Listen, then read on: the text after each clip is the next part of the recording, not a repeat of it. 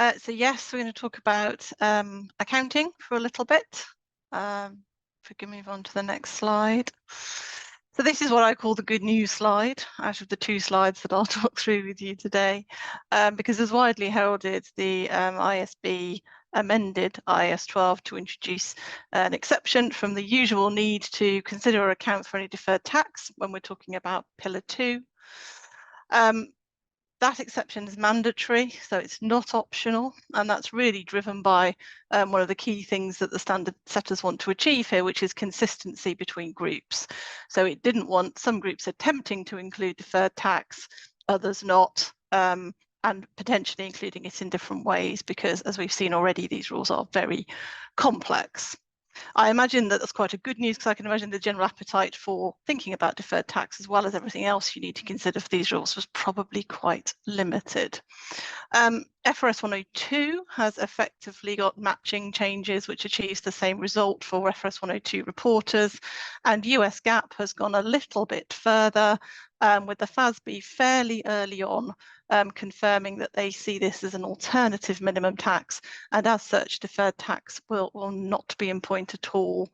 That's a permanent position for US GAAP at the moment. The amendment to IAS 12 is sort of worded as a temporary exemption, although it wouldn't be too much of a surprise if this was made permanent effectively in the future. There's no expiry date on it, so it's there until the standard setters take it away, but it wouldn't be surprising if that was not done, or at least the need to account for deferred tax on these rules became an accounting policy choice at some point in the future.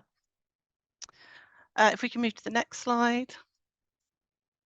So this is probably the slightly less good news, because as the standard setters have said, you don't need to account for deferred tax on Pillar 2. You need to put more detailed disclosure in your financial statements to signal the future impact of these rules to your stakeholders, because you haven't got it in deferred tax, which is where it would normally be. So the disclosure set out, requires both qualitative and quantitative information of the to demonstrate the likely impact. And so there is some suggestions you see on the slide in terms of how groups might achieve that aim in terms of what that income is, but it isn't absolutely prescriptive, and I think at this point it does remain uncertain how in practice groups are going to interpret these requirements and how much and in how much detail they will disclose in practice.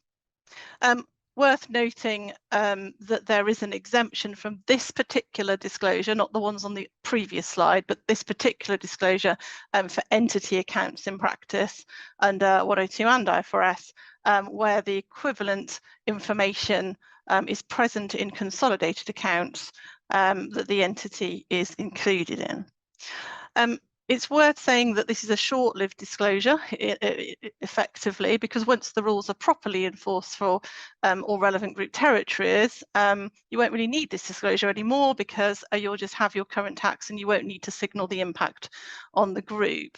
But in the short term, we're probably going to go through 2 to 3 years in which this disclosure might apply to different territories in a group based on the timings of when various jurisdictions plan to adopt the rules. So it's probably with us for a number of years as that landscape changes.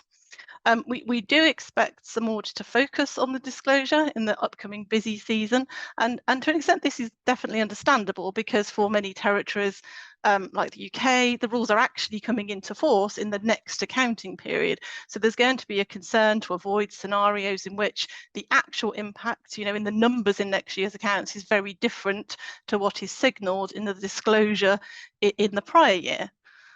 Also, we expect to see some focus not just on the estimation elements that underpin any of the disclosures and the numbers themselves, but how they've been put together. So the methodology, the source of the data, and its completeness. In practical terms, we would always encourage early auditor engagement. So speak to your auditors early on about their approach, what information they are expecting to see to support your disclosure, and obviously what you've done so far and how you see that disclosure working for you. And don't be afraid to challenge. If you think that there are simpler and easier ways, perhaps involving a bit less of your time, to get your auditors comfortable with a particular risk area or judgment or piece of data. And hopefully in that way, we can all get through this reporting cycle in as painless way as possible. I think that was about all on disclosure, and I'll hand over next to Frederik.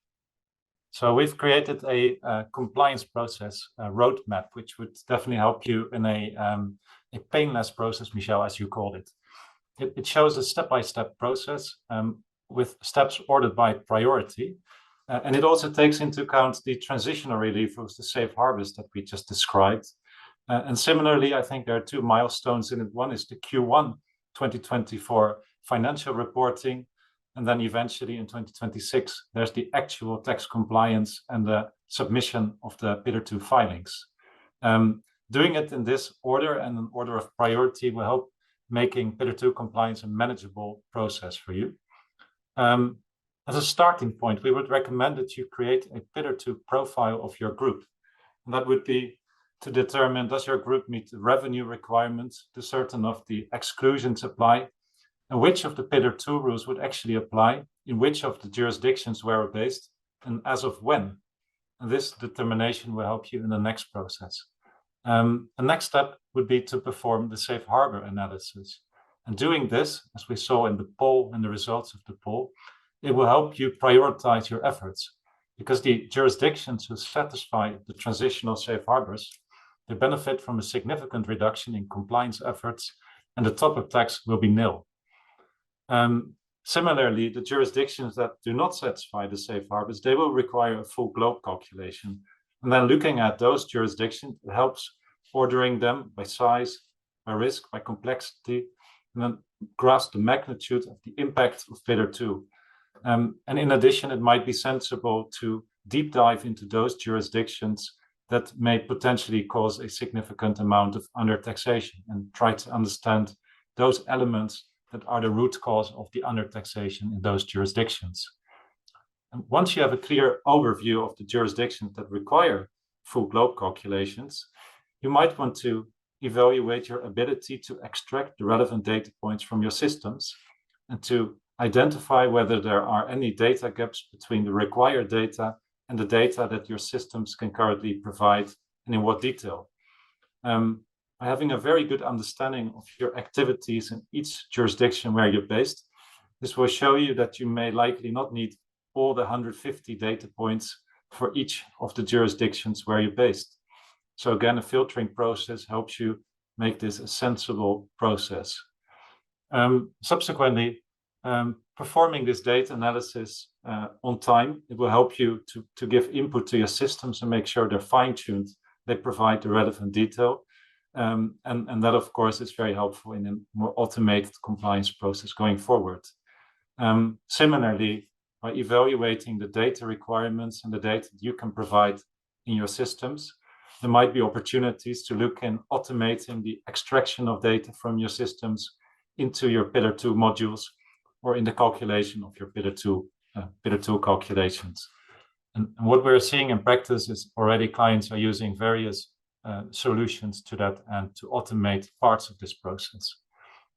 As Ed mentioned, once your systems are set up, there will be a task for you as a tax department to ensure that those Pillar 2 considerations that you now can grasp for your group, that they are embedded in all the planning and operational activities of your group. And similarly, as was discussed by Meenakshi, reliance on the safe harbors that may actually affect some of the intercompany restructuring that you may do, because the transitional date is extended by the duration of the safe harbors.